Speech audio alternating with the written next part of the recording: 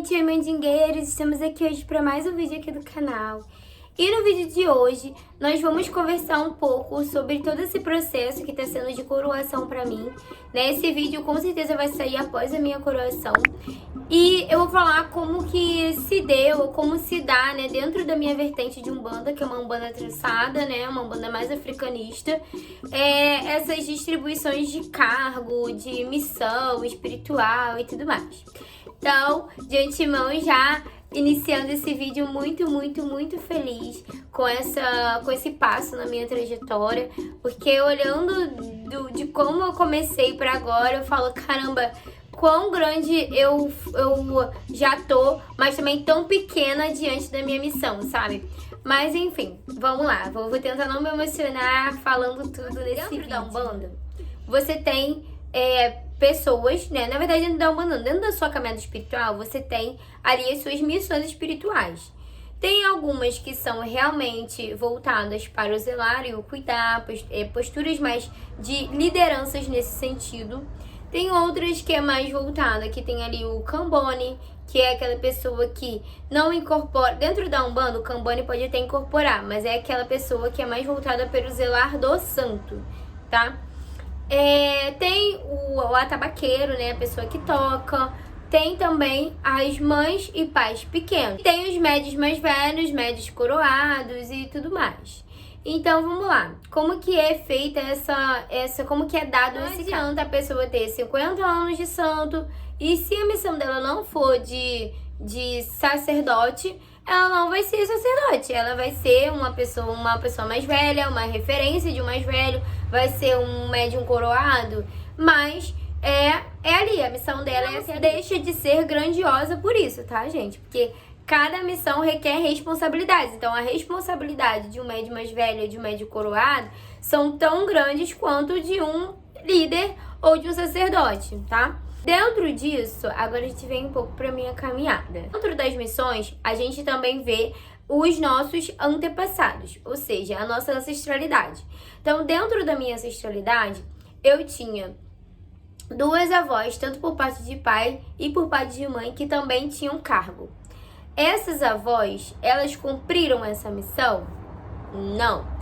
A minha avó, por parte de pai, ela tinha cargo de mãe pequena. Só que ela não chegou a cumprir essa missão. Ela era muito católica, ela ia até os terreiros até para tomar um passe, para se cuidar de alguma forma, mas não chegou a ser integrante na religião. Inclusive, com ela, eu tinha vários sonhos no início da Umbanda, com essa avó que ainda era viva, né, quando eu entrei pra Umbanda, que eu cuidava dos meus santos dentro do guarda-roupa dela. Então eu não sei se a gente já teve essa vivência dentro do santo e a gente tinha um culto fechado, um culto mais escondido. Porque essa minha avó, ela é descendente de escravizado e ela tinha uma africanidade muito forte, sabe? De conhecimento, de saberes. Ela me ensinou, foi ela que me ensinou muito sobre erva, sobre cultos mais ocultos, assim, sabe? Muita magia mais popular. Então ela tinha essa missão e ela não cumpriu essa missão. Ok. Agora minha avó, por parte de pai, tinha a missão de mãe de santo. Foi 40 anos do santo. Inclusive eu gravei aqui embaixo até pra vocês verem. Tem a imagem do Ogum dela, do caboclo dela, essa daqui, eu já mostrei. A beijada dela ali, o Xangô. Então, muitas imagens do meu altar eram, né, do altar da minha avó. Inclusive, essa mesa aqui era da minha avó, sempre falo isso. Da minha avó par de mãe. E os santos da minha avó par de pai. Né? Eu cruzei. E ela tinha cargo. Ela atendia na casa dela. Era uma macumba assim, de fundo de quintal. Ela atendia na casa dela. Tinha uma casa de Exu. Meu pai conta que toda segunda-feira ela fazia oferenda pra pombogira dela. E muitas pessoas lá de onde ela morava numa comunidade, né? E que muitas pessoas iam lá ter consulta com ela, assistir. Foram 2 missões, só que no final da vida minha avó não chegou a abrir o terreiro. Foi muitos anos durante o santo, né? Chegou lá no grau de administração de terreiro, que é como se fosse mãe pequena na Umbanda, sabe? Na nossa Umbanda. Mas não abriu casa e no final da vida ela teve muitos conflitos com a espiritualidade dela e acabou abandonando. Então, foi pouco tempo antes dela desencarnar, ela até chegou na igreja e tudo mais, mas assim, desencarnou. E quando as missões não são cumpridas, passam para os seus descendentes, porque isso também tem a ver com aprendizados kármicos, que tem a ver com aqueles espíritos. E quando eu entrei para a Umbanda, eu sonhei que a minha avó, por parte de pai, olhava para mim e falava: essa missão vai ser sua. Aí eu, ok, até então eu não tinha nenhum caminho na Umbanda, eu não frequentava casa, eu tava, acho que, começando a frequentar uma casa de Umbanda e tudo mais, a casa que eu tô ainda hoje, mas eu tinha, tipo, ido em 2 giras, vamos botar assim. E aí eu tive esse sonho, eu fiquei bem assustada com tudo, e eu fiquei, gente, que missão, que vai ser? O que acontece? Quando essa missão não é cumprida nas suas direções, elas geralmente, né, já são predestinadas para os seus descendentes. E não foi para a geração seguinte, porque ninguém teve um caminho na Umbanda, ninguém teve um caminho em alguma religião de matriz afro que tivesse o culto que elas começaram e não terminaram. Então, quem na próxima geração viesse e fosse cumprir as suas missões, iam herdar esses cargos. Mas vamos botar agora numa pauta e numa linha muito tênue. Será que só porque os meus antepassados não cumpriram essa missão tem que ser minha? Então, gente, dentro da minha doutrina, eu percebo que o cargo, ele não só é uma questão de, você tem cargo. Você pode ter cargo, mas você tem que ter, além do cargo, a postura, o amadurecimento e o merecimento. Muitas coisas vão sendo lapidadas ao longo do caminho, e isso é nítido. Por exemplo, eu cheguei até aqui, mas eu percebo hoje, na minha caminhada até hoje, que o comprometimento, o compromisso com a sua missão, a responsabilidade com o seu axé, o tanto que você faz na sua caminhada, a sua entrega, faz muito parte também do cargo. Não é só você ter, porque você pode ter, você pode herdar, mas se você não tiver tudo isso, você não mantém. Você não consegue lapidar o que na frente tem pra você, que vai chegar de uma forma bruta. Porque você ser zeladora de santo e líder diante de uma comunidade requer de você tudo isso que eu falei anteriormente. Então não adianta você só receber uma bandeja, até porque ninguém vai te negar o cargo que você tem. Então você vai receber sim, você vai, se você não tiver com nenhuma desavença ou desrespeito com a casa, o seu líder ele não vai te negar esse cargo, mas a sua missão dali em diante fala muito mais da sua postura e merecimento do que você só receber o cargo. Além de, eu sempre falo isso, que a bandeja é como se fosse o clímax. Por quê? O caminho que você percorreu até ali para chegar naquela bandeja fala muito mais sobre você e as suas missões do que simplesmente a sua bandeja. Então, quem foi você até chegar até ali? O seu comprometimento, o seu respeito, a sua entrega, o seu cuidado, o seu acolhimento diante da sua comunidade. Quem foi você diante de todos os aprendizados que o seu mais velho passou para você? Você tá honrando? Você honrou isso?